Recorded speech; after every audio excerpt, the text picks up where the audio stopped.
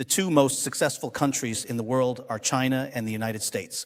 I think by comparing with the United States, we can basically find the trends and context for China's future development.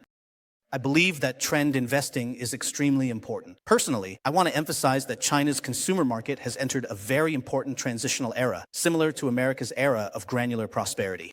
With 1.4 billion people, if each spends just 1 yuan, that's a 1.4 billion yuan business. If each spends 1 yuan a day times 365 days, that's a huge industry with hundreds of billions in revenue and a trillion yuan market value. How many Chinese companies reach 100 billion? In total, only 147 companies in China have a market value over 100 billion yuan, not dollars, yuan.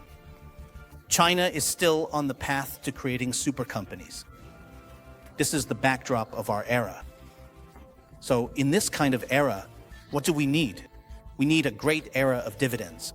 1.4 billion people need to have consumption play the most important role in the macroeconomic growth and development of our time, because these 1.4 billion people give us limitless strength, and even our highest authorities recognize this, right?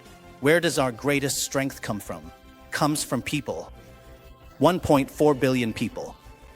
Now, when it comes to the current relationship between China and the US, as well as the global landscape with the overall world environment shifting to the left, it's actually extremely difficult for Chinese industries to move up the value chain. But there's one thing we can achieve, making sure 1.4 billion people eat well, drink well, have fun, and enjoy life. This is basically reliable.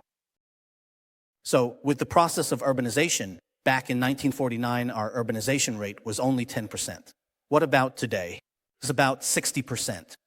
In the next 10 years, we might reach 75%, which means around 800 million people will be living in cities.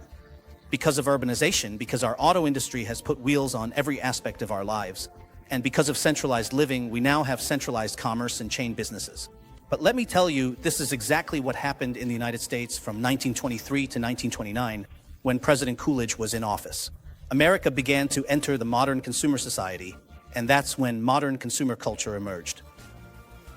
All the great companies, the powerful consumer and service companies we see today, were born during that era.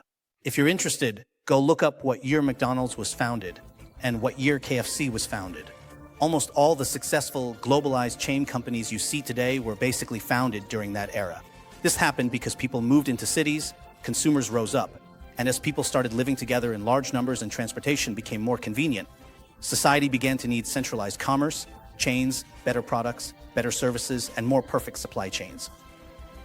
This is what I call the Coolidge Prosperity. Now, China has reached this era as well. This is a great wave of the times, so please make sure you don't miss out.